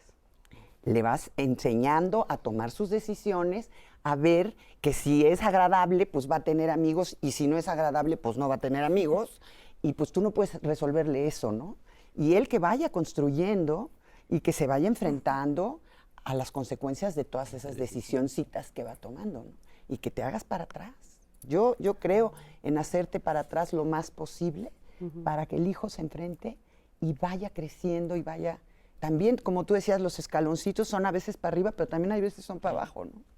Y esos escaloncitos para abajo los va a vivir el chavo. Sí. Hay que responsablemente, ¿no? También Total. eso, darle la responsabilidad de su vida, aunque esté pequeñito, el niño tiene que aprender a ser responsable. Sí, pero creo que hay que aprender también a estar presente a la distancia. Ah, O claro, sea, totalmente. pero es que, o sea, me gustaría que les explicaras eso porque nos están viendo a nivel nacional y de repente dicen, ¿qué está diciendo esta terapeuta? ¿Cómo que me hago para atrás? ¿Ya los dejo ahí solos? No, yo creo que, o sea, ¿cuál sería el equilibrio? Sí, o sea, tienes que acompañarlos, tienes que escucharlos, tienes que preguntarles mucho cómo están viviendo cada día. Claro, estar muy presente, pero no tomando las decisiones por ellos, ¿no? O sea, hacerte para atrás en la toma de decisiones, no en la vida de los niños. Tienes que acompañarlos en el camino. Por ejemplo, supuesto. pero cómo, cuando están tomando una decisión, ¿cómo acompañarlos en la toma de decisión? Preguntarles mucho, ¿no? Preguntarles qué te hace tomar esa decisión, cómo te sientes al tomar esa decisión, qué consecuencias puedes tener si tomas esta o si tomas esta. O sea, ayudarles a explorar esa decisión, desde dónde la estás tomando, si la estás tomando por miedo, por complacer, cómo te sientes. Todas estas exploraciones valen más que la dirección de decir, haz esto, Claro, en mi por opinión. supuesto. Sí, Y, por ejemplo, si yo estamos hablando de la consecuencia en el entorno, ¿no? Puede ser en el entorno familiar, de pareja. O sea, si yo estoy con alguien a quien amo y con quien me quiero quedar, pero que de alguna manera veo que le cuesta trabajo tomar decisiones o que se tarda mucho en tomar decisiones y eso tiene consecuencias, ¿qué puedo hacer?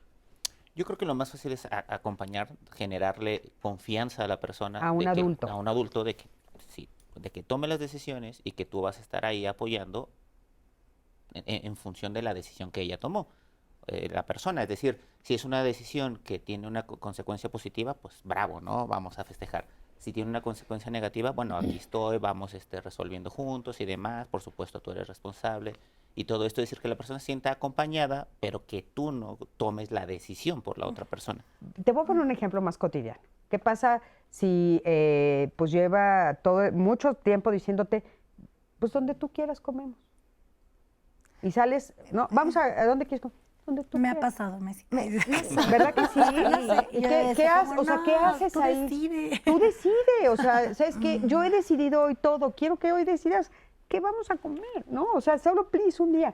¿Qué haces como pareja? No sé, me pensaba en que tienes que tú decidir si puedes vivir con eso, si puedes estar, la verdad, tolerando esa indecisión, aunque ames a la persona. O sea, a veces también parte de amar a las personas y eso es decir, yo no puedo lidiar con eso y mira, te amo, ¿no? Pero yo he tratado de platicar contigo que en qué puedo apoyarte, estoy acompañándote, pero llega un punto donde esto ya no me es sostenible, ¿no? Y me parece que eso también es bueno, o sea, decir, hay un límite también, porque hay cosas con las que no puedes vivir, o sea, hay cuestiones que son la verdad incómodas que dices, bueno, quisiera, ¿no? Que algún día decidieras algo tan básico como, y fíjate, como comer. Como ¿Qué comer. vamos a comer, Y no? hay ahorita dijiste, hay cosas con las que ya no puedo vivir. Y entonces sobrevives, ¿no? Que es muy diferente de vivir a sobrevivir y eso tendríamos que entenderlo. Y hay veces que esta situación sucede en el interior de la familia. O sea, yo soy el hijo de una serie de personas, o sea, obvio de mi mamá, de mi papá, pero soy el hijo que está en el entorno familiar, en una situación o en una circunstancia que no encuentro salida. Y este es el caso de este testimonio que vamos a escuchar. Por favor, escuchémoslo con atención y vamos a ver qué podemos decirle, qué le pueden decir los especialistas para salir de este círculo tan difícil. Acompáñame.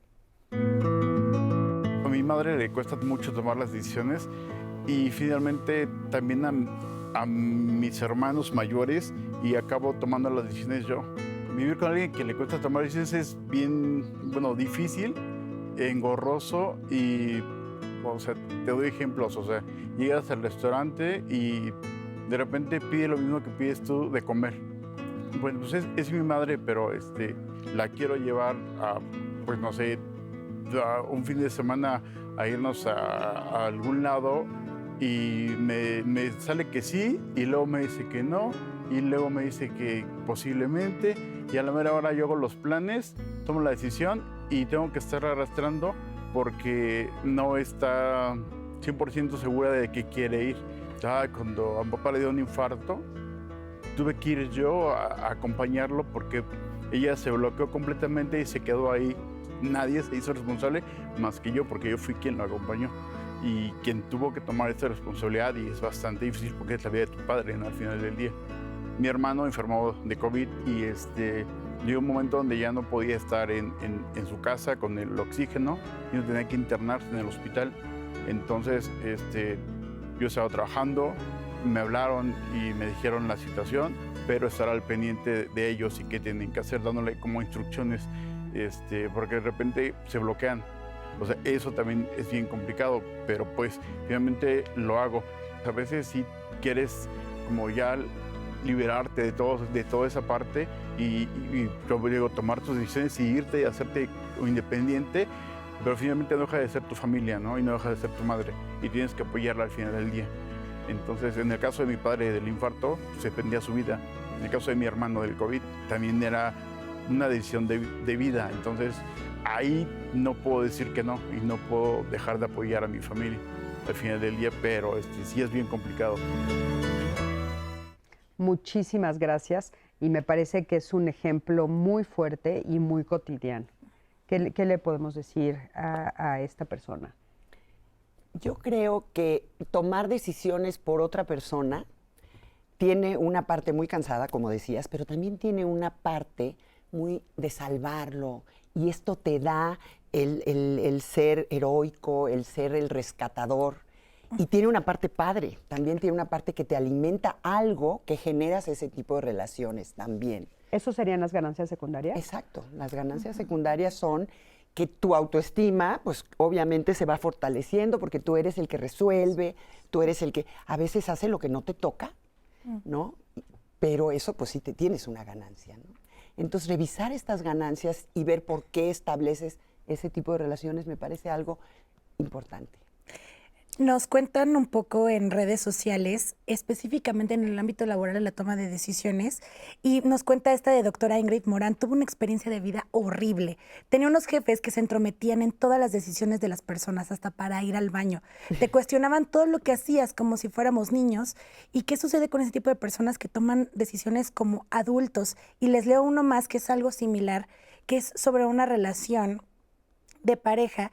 Esta persona nos cuenta un poquito que, ahorita lo voy a encontrar, es que son varias las personas, pero ella decía que tiene una pareja que de la nada le empieza a decir cómo se tiene que vestir, qué tiene que comer, dónde tienen que salir, con quién tiene que convivir, y dice que ella se frustró tanto que, o sea, evidentemente tomó la decisión, le costó de salir de esa relación y ahora pues está trabajando con sus emociones porque pues eso le impactó mucho. Fueron muchos años en donde otra persona tomaba decisiones por ella. Y cierro con uno que este es de Liva Roa, dice, errar es de sabios. Y detrás de esto se aprende y te das cuenta de lo grande que puede ser en autoestima. Hay que afrontar miedos, así se podrá tomar decisiones. Si no pides ayuda profesional y sirve que te das cuenta de tus costumbres de crianza y corregir lo que no aprendimos de tomar decisiones, nos dice Lisa Roa. Fíjate que buenísimo, Ani, gracias. Y regresando un poquito al testimonio, a mí me llama mucho la atención porque evidentemente sus ganancias secundarias, ¿no? O sea, sí hay estas ganancias secundarias, pero me llama muchísimo la atención esto que dice él, bueno, si yo la llevo a un restaurante, hasta el platillo pide igual que yo. O sea, hasta el platillo es idéntico al mío, ¿no? Y me recordó a esta película, ando de cinéfila, de la película esta de Novia Fugitiva, de Julia Roberts, ¿no la vieron? Sí, sí. ¿Te acuerdas que hay una escena donde le dice el protagonista del otro, Richard Gere, le dice, es que tú no tomas ninguna decisión? O sea, todas las decisiones las toman los novios que tienes. Es más, ¿cómo te gusta el desayuno? ¿Qué tipo de huevo? ¿Cómo preparas los huevos en el desayuno? Y entonces ella los preparaba, ella le gustaba de acuerdo al novio que tenía, en turno, ¿no? Y es una cosa súper pequeñita, pero que significa mucho. Y entonces ella tiene que hacer el ejercicio, en la película lo ven, se les recomiendo muchísimo, hace el ejercicio de cocinar todas las formas diferentes que puedes cocinar, y probar una por una para decidir a ella qué le gusta. Porque de veras le gustaba, si estaba con él y le gustaban a la mexicana, pues era la mexicana. Si estaba con él y le gustaban benedictinos, pues eran los benedictinos. Y entonces, o sea, estamos hablando de dos cosas, porque el testimonio que vimos ahorita es esta parte en la que él toma decisiones y tiene una ganancia secundaria, ¿no? Y esta otra parte donde los otros toman decisiones y entonces yo me convierto en la mujer o el hombre perfecto para ti, porque pues parece que todo lo que tú dices es maravilloso y todo lo que tú dices me gusta idéntico que a ti y las decisiones que tú tomas son maravillosas. En redes sociales han ocupado la palabra decisiones pasivas. O sea, voy a tomar porque dice Georgina Aguilar, Quienes dejamos a otros tomar decisiones o postergar las decisiones es solo una ilusión mental, porque es una posición acomodada. Al final resulta que sí hemos tomado decisiones. No todas las decisiones son proactivas, muchas decisiones son pasivas, pero al final del día son decisiones. Ustedes han mencionado, el no tomar decisiones es una decisión. Sí, totalmente. Y aquí mencionan decisiones pasivas, ¿eso Está muy sí bueno. existe? Sí, Es una forma de llamarle, ¿no? Ajá, es una forma de llamarlo y es quedarte viendo qué sucede, ¿no? Porque te sientes pues más seguro con eso, ¿no? Pero a la larga también esta parte de de ser, por ejemplo, me refiero al testimonio de ser complacientes, es que me quedó la idea de ser complaciente es desgastante, ¿no? También. O sea, Sí, me parece que claro. a veces es la ganancia secundaria, pero llega un punto donde ya no puedo más, ¿no? Donde ser complaciente es desgastante. Y lo que mencionan en redes, sí, bueno, quedarme acomodado a que decidan los otros pareciera agradable a veces, pero también tiene un costo, que es que mi autoestima también va mermando, porque entonces yo no soy dueño de nada. ¿No? No soy dueño de nada de lo que está sucediendo, soy partícipe, ¿no? Como activo, soy protagonista, ¿no? Sí. Y tomar decisiones implica ser protagonista de tu vida, ¿no? Claro. Y también ponerle límites a los demás y decirles, bueno, probablemente sí puedo escuchar comentarios, ¿no? Pero esto es lo que yo quiero y esto es lo que voy a decidir y voy a asumir esas consecuencias Claro. de la decisión. Sí, o sea, en el fondo está esto que han dicho tanto ustedes que es el miedo, ¿no? O sea, el miedo es lo que te frena, el miedo a fracasar, el miedo a no poder, el miedo, etcétera. Pero bueno, es muy complejo como lo estamos viendo, muy complejo lo que sucede en el entorno, ¿no? Y bueno, el testimonio que acabamos de ver, pues fuertísimo, por supuesto, porque aparte él dice la culpa también por ahí, ¿no? O sea, si él no va a recoger a su papá y no lo lleva al hospital, se va a morir de un ataque al corazón y todos le van a señalar por qué no fuiste y él va a decir por qué no fui, ¿no? Y entonces empieza a ser una relación compleja entre todos en la familia, donde hay uno que es el responsable de absolutamente todos, ¿no? Es agotador. También se vale pedir consejos con personas profesionales. Rafael lo pone en la mesa. Regresando, les leo todo el comentario. Vamos a la pausa.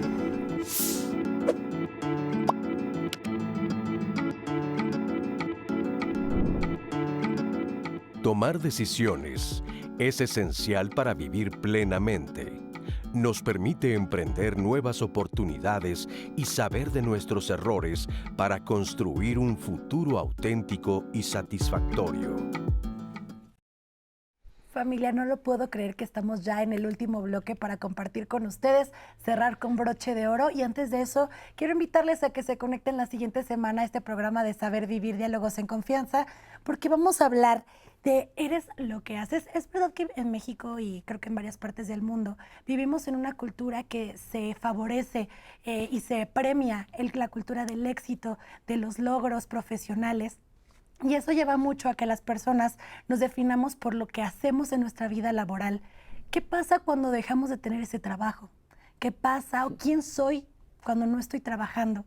El que nos empecemos a definir más allá de lo que hacemos es de lo que vamos a estar hablando la siguiente semana. ¿Eres lo que haces? ¿Nos acompañan? Nos encantará conversar en conjunto. Y ahora sí, vamos a empezar a cerrar este programa y me encantaría que me acompañaran a ver el resumen de lo que vimos durante este día, esta plática de Saber Vivir. Vamos a verlo.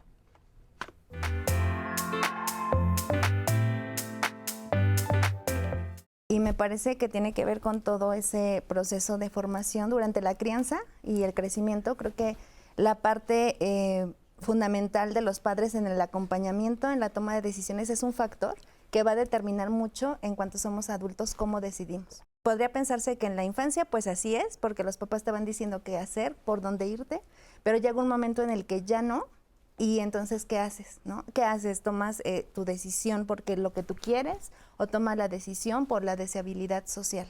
Cuando los niños no se les permite tomar decisiones, equivocarse y hacerse responsable del error o de la decisión, sea buena o mala, que tomaron, entonces se les está truncando la posibilidad que en el futuro, cuando sean adultos, pues puedan tomar decisiones de manera sana. No los puedes dejar tomar la decisión de aventarse por la ventana o no. Digo, hay niveles, ¿no? Pero ir soltando a los hijos y hacerte para atrás y dejarlos que cometan errores a su nivel es básico para que puedan ir creciendo, si no, nunca van a crecer. En las decisiones más importantes de esa adolescente, la mamá no va a estar presente, como la sexualidad, el decidir si me tomo una pastilla, una droga o no. O sea, esas decisiones la mamá no va a estar. Entonces sí tienes que decirle, yo no voy a decidir por ti, es tu decisión, es tu vida.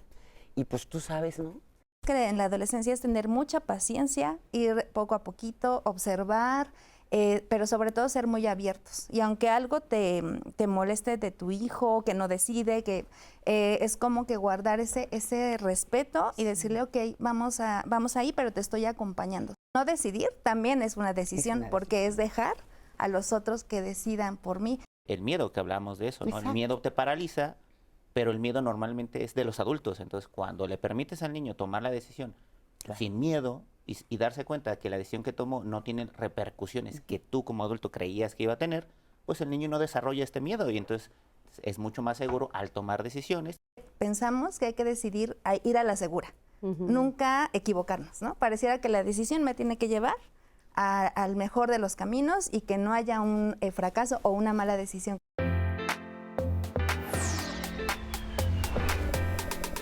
Bueno, y si no vieron completo este programa, saben que se queda guardado a través de todas nuestras plataformas digitales. Lo pueden buscar en Facebook, en YouTube y también en el sitio web del 11 para que lo compartan y lo vuelvan a ver. Tengo comentarios y preguntas para los especialistas. Varios de ustedes nos han preguntado específicamente cómo podemos empezar a tratar la abulomanía y me gustaría leerles estos 4 comentarios que nos llegaron para que nos pudieran ayudar a resolverlos. Este es de Roberto García. Se me han dicho que mis problemas para tomar decisiones podrían estar relacionados con la abulomanía, pero no sé cómo tratarlo. Necesito orientación para entender mejor lo que me pasa y qué puedo hacer para mejorar. Laura Castillo dice, siento que cumplo con muchos de los síntomas de la abulomanía, pero aún no tengo un diagnóstico claro.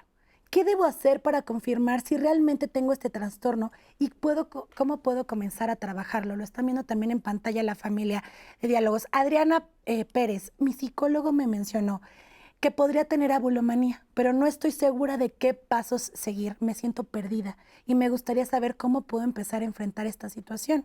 Y Lucía Paredes, saber que mi indecisión es causada por algo llamado abulomanía me ha ayudado a entender lo que me pasa, pero no me ha dado muchas soluciones. Sigo sintiéndome dependiente de los demás para todo. ¿Podemos empezarles a dar respuesta a estos 4 usuarios que nos están escribiendo a través de las redes? Sí, yo creo que lo fundamental aquí es que las personas acudan con un profesional de la salud mental, que acudan con una psicóloga, un psicólogo a terapia y probablemente, es que decir, haz esto o aquello en circunstancias en las que estamos es como complicadísimo. Entonces, no, acudir con un profesional de salud mental, acudir a terapia y probablemente ahí será mucho más fácil que los puedan ayudar, ¿no? Yo levanto la mano porque es una duda de escuela. Ay, sí. Porque yo en Diálogos en Confianza he aprendido que hay muchos especialistas de la salud y más de la salud mental. ¿Qué especialistas nos recomendarían específicamente para la abulomanía? Lo más probable es un psicoterapeuta. Dependiendo de la circunstancia, probablemente un tratamiento psiquiátrico no sea necesario. Habrá casos particulares.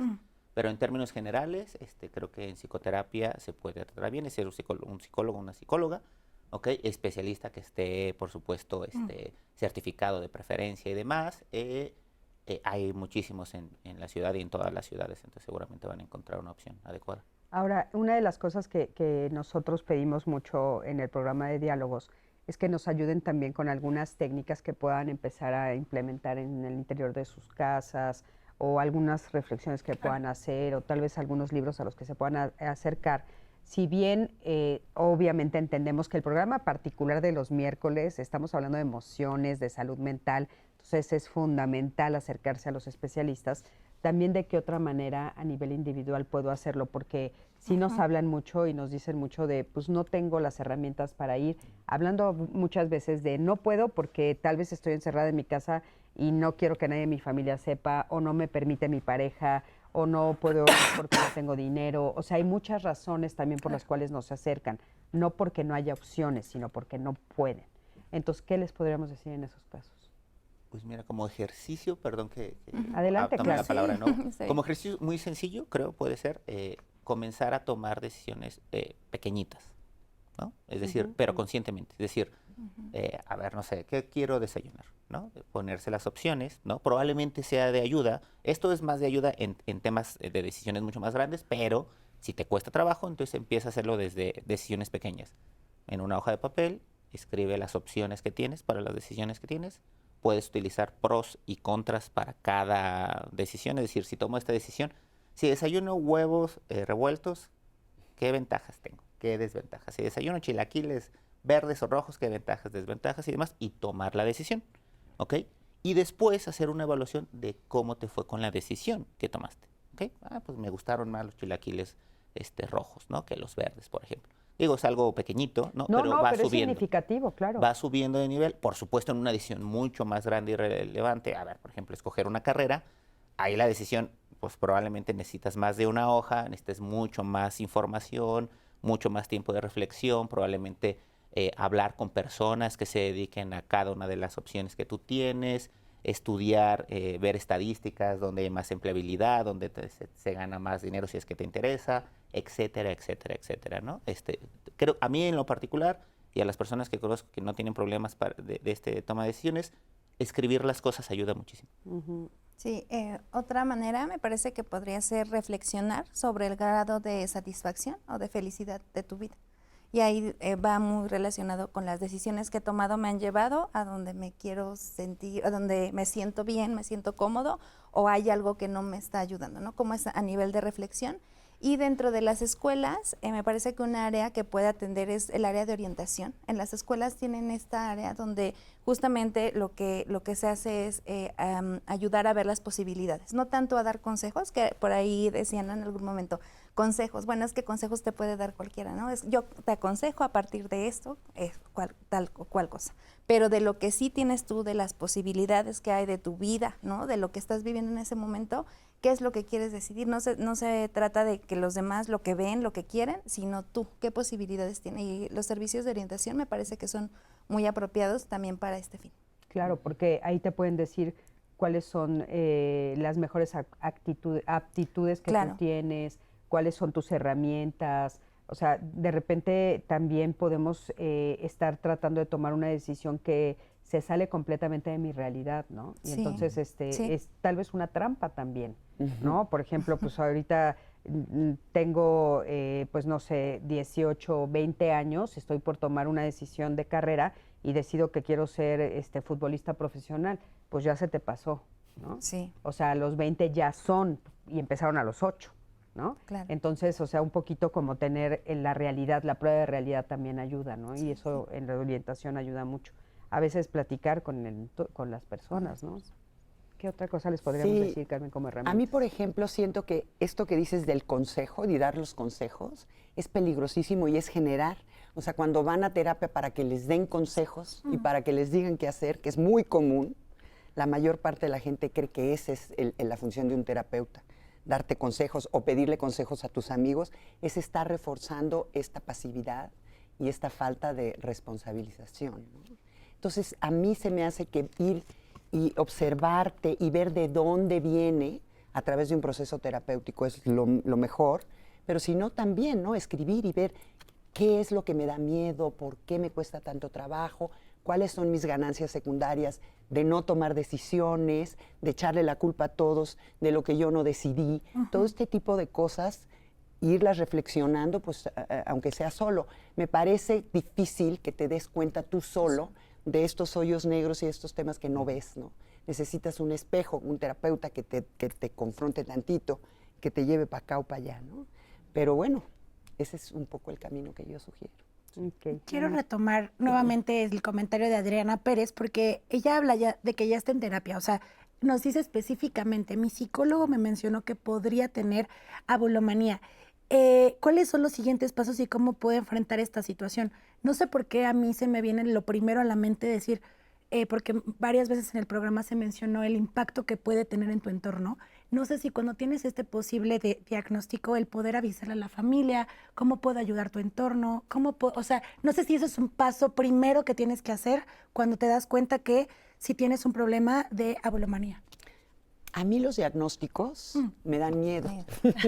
Me dan miedo porque al decir, bueno, yo ya estoy en esta cajita y tengo abulomania, ¿no? Sí. Entonces es como decir, ya tengo permiso para no tomar decisiones. Ya tengo una bandera que me dice, yo estoy en esta cajita y yo ya no me muevo. Entonces, esto de los diagnósticos, que bueno, evidentemente tenemos que tener una idea de por dónde vamos, se me hace muy peligroso en la forma en que tú sigues creciendo y responsabilizándote, porque de alguna manera el diagnóstico te desresponsabiliza, ¿no? Claro.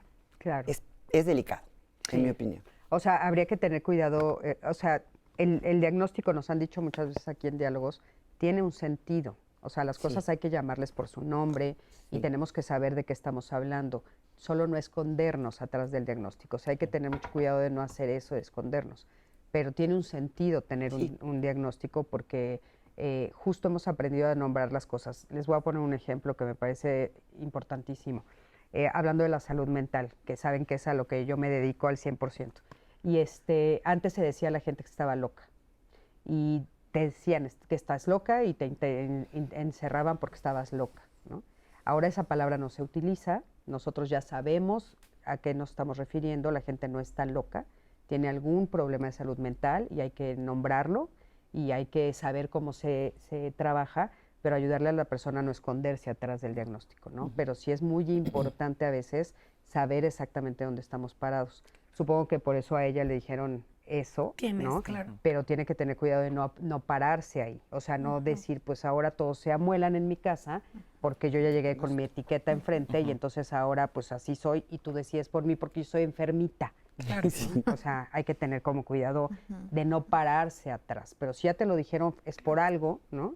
Y entonces posiblemente lo que ella describe en su terapia individual con su propio terapeuta hace que el terapeuta le diga, oye, aguas, estás ahí, tienes que tomar decisiones, tienes que moverte de ese lugar. Cierro con, bueno, les comparto otra más de Liliana Chuk. ¿Qué pasa cuando te arrepientes de tomar una decisión? Porque al final te diste cuenta que afectaste y de verdad no lo contemplaste en esa toma de decisiones. Pues perfecto, aprendiste. Eso pasa, eso pasa. Y entonces eso te va a ayudar a tomar una mejor decisión después, ¿no? O una serie de decisiones mejores en términos generales. O la puedes volver a cometer otro error y vuelve el círculo, ¿no? Vuelves a aprender y vas refinando las decisiones. Y es normal equivocarse y es deseable equivocarse. Nadie va a crecer si no se equivoca, ¿no? Entonces es Oye, importante. dicen que somos el único animal que se cae con la misma piedra 3 veces, ¿no? Sí, o más, sí. No más. Varias. Sí, pero no, es muy importante darse cuenta de que cometiste el error, aprender y, por supuesto, pues cambiar para no volver a cometer el error. Puedes cometer un error otra vez, pero hay que tratar de que no sea exactamente el mismo error. Oye, ¿y qué hacer con las personas a las que afectaste? Dependiendo de la afectación, hay de afectaciones a afectaciones, ¿no? No sé, algo pequeño, pues te disculpas y listo, probablemente no pase nada, ¿no? Algo ya muy grave, pues ya, no sé, habrá hasta cuestiones legales probablemente que incurrir o monetarias, no lo sé, o de salud, ¿no? Entonces ya cada caso creo que es especial, creo. Pero hacerte responsable también. Sí, por supuesto, sí, siempre. O sea, la responsabilidad creo que no... es una cosa fundamental la toma de decisiones. Si no eres responsable, entonces la decisión no la estás tomando bien, o sea, no estás ejecutando adecuadamente la toma de decisiones. Sí, o sea, me puse a pensar en el ejemplo que hemos visto en algunas ocasiones de alguien que por alguna decisión equivocadísima, le quita la vida a alguien más, ¿no? Y entonces de repente ves que sí hay una toma de conciencia, que sí hay una reflexión y que ofrece una disculpa, ¿no? Aunque no puede resarcir el daño de otra manera. O sea, ¿qué es esto de pedir? ¿Qué opinan de esto? Pues es parte importante la forma de reparar el daño, ¿no? Con el reconocimiento de que se hizo mal. Obviamente dicen, pues ya no sirve, ¿no? Porque la persona ya no va a vivir. Sí, pero también moralmente, digamos, ¿no? Esta parte de poder posicionarte en que sí, recibiste un daño del otro, o sea, me parece que te da como cierta paz, cierta tranquilidad, ¿no? aunque no sería pues lo mejor, ¿no? Por eso estamos tratando esto y lo ideal sería como estar reflexionando todo el tiempo sin caer en ansiedad disfuncional, ¿no? Pero sí estar reflexionando qué estoy decidiendo y a quiénes también involucro en estas decisiones, porque a veces pareciera que somos solitos también, ¿no? Y dejamos de ver al otro. Claro. Y el otro también está ahí y también le podemos salpicar de lo que estamos Claro. Y a decidiendo. veces, a pesar de que afectes al otro, tienes que tomar la decisión. O sea, Y también, por ejemplo, claro. mamá, me voy de tu casa. Claro, ¿no? y esos O límites. me voy a divorciar aunque mis hijos sufran porque no puedo estar en una relación violenta, supuesto. ¿no? O sea, también a veces afectas a terceros, pero tienes que tomar Tienes la que. decisión. Ani. Dice Susi, mi esposo por estar tan estresado por las decisiones de otras personas que él toma en su trabajo, le bajaron las defensas y le dio varicela. También pensar en la otra persona que está del otro lado tiene consecuencias graves. ¿Cómo le puedo ayudar a mi esposo para que deje de tener tanto estrés por eso? Híjole. Probablemente... Mándalo a terapia. Probablemente, bueno, seguramente Sí. ayudarlo a que se dé cuenta de la situación y que él solito tome la decisión de que necesita ayuda e ir a un proceso psicoterapéutico. Y mientras tanto, por favor, que tome vitaminas, algo para el sistema inmunológico. Claro. Acuérdense que somos holísticos. Y entonces, en lo que toma la decisión, que coma bien, que duerma bien, o sea, atender todas estas cosas físicas, Divertirse. también puede, Ujú. divertirse, Muy importante. muy salir, ¿no? O sea, mientras puede tomar la decisión tal vez de acomodarlo de su trabajo, también cuidarse físicamente ayuda a enfrentar de mejor manera todas las decisiones. Dice Odette Hernández que uno de los miedos que tiene para tomar decisiones son las expectativas iniciales tan altas que pues, se puede tener al tomar una decisión. Entonces dice, puede ser el caso de desilusionarse por esas expectativas tan altas. También puede ser por el miedo, la falta de motivación, el por qué no tomo decisión. Pero mucho tiene que ver con la falta de compromiso, lo que me impide que alguien se llegue a recibir. Ella está hablando de titularse. Ujú. En lo personal, tuve la oportunidad de cursar 2 carreras. Y a pesar de que fueron casi simultáneas, de la primera me titulé en tiempo y con honores. En la segunda, en cambio, me tardé casi 20 años. Fue difícil también por las vicisitudes en el camino. Aún así, cuando tomé la decisión y asumí el compromiso, pude perseverar hasta conseguirlo porque yo fui consciente de que esa decisión de estudiar una segunda carrera fue mía. Sí, qué importante.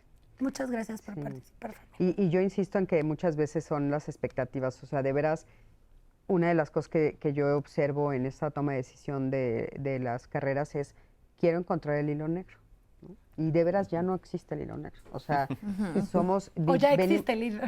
Sí, ya existe, Ya o lo sea, descubrieron. Ya Ya lo descubrieron, descubrieron. entonces súbete a los hombros de los grandes, Claro. y desde los hombros de los grandes, desde ahí habla, ¿no? O sea, desde ahí haz tu tesis, tu Claro. tesina, tu propuesta, y no con el miedo, ¿no? Porque es que de repente, ¿qué tienes que ser mejor que Freud?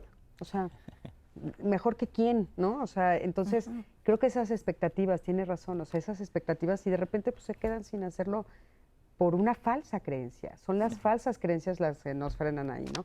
Oigan, estamos a 3 minutos de terminar, el programa estuvo maravilloso. ¿Qué quisieras decirle al público ¿Verdad? para que se llevaran como de reflexión? Nada más, esto de la expectativa me genera mucho ruido eso. La expectativa, un problema de la expectativa es que normalmente uno tiene expectativa desde el desconocimiento. Entonces, cuando uno se mete a aprender un poco más sobre lo que se espera, entonces normalmente se da cuenta que hay como un nivel alto, un nivel bajo y un nivel medio, el promedio, ¿no? Entonces, para generar una expectativa realista, yo creo que siempre hay que tenderle al promedio, ¿no? Ni muy alto ni muy bajo para entonces no, si tomo la decisión y me voy hasta arriba, pues tampoco no decir, era lo que esperaba, ¿no? Y entonces no me pongo tan contento. Y si me voy a un poquito más abajo del promedio, decir, no, soy pésimo, malísimo, no vuelvo a tomar esta decisión. Entonces era un poco más realista, pero con conocimiento. Entonces, El equilibrio. El equilibrio, sí, en eso. Y en términos generales, a tomar una decisión, esto mismo, tratar de ser realistas, escribirlo, sobre todo las decisiones grandes, tratar de dar el brinco, no tener miedo, ¿no? Porque pues a veces puede salir mejor de lo que esperabas, ¿no? Y a veces no, pero no importa. Aprendes responsablemente y tomas más decisiones. Muchísimas gracias. Gracias. Adelante, por favor. Sí, bueno, quisiera decirles que nada es 100% seguro en esta vida, ¿no? Y entonces mientras estemos aquí hay que tratar de disfrutar, que las decisiones sean conscientes, tratando de no generarnos daños ni a los otros, pero disfrutando siempre. Muchísimas gracias. Adelante. Yo creo que el balance entre complacerme a mí misma y complacer a los demás es muy importante, porque no podemos actuar sin pensar en el entorno y en lo que estamos impactando, pero tampoco tenemos que actuar sin tomar en cuenta cómo cuidarnos a nosotros y qué queremos realmente. Muchas personas no saben qué quieren. Muchísimas gracias, Carmen. Adelante, Ani. Yo quiero cerrar con este comentario de Óscar Alberto que dice, no se puede vivir sin decidir porque el decidir no decidir ya es una decisión. Y nos mandan un emoji de risa. Quiero agradecer la participación de todas las personas, Óscar Alberto, Araceli Verona, Leonardo Pérez, Ángel Arturo, Rafael Bernal y todas las personas que estuvieron escribiendo, porque con ustedes se construye este programa de Diálogos en Confianza. Gracias por hacer partícipe de esto y vean nuevamente y compartan este programa en todas las plataformas digitales de Cris. Muchísimas gracias, mi Ani. Bueno, gracias a los tres por haber estado el día de hoy aquí. Gracias a ti, que siempre estás del otro lado de la pantalla. Yo soy Cristina Jáuregui, los veo prontísimo, búsquenos en redes sociales, estamos con ustedes siempre para responderles todas las dudas que ustedes tengan. Nos vemos la próxima semana aquí con ¿Eres lo que haces? Nos vemos la próxima semana.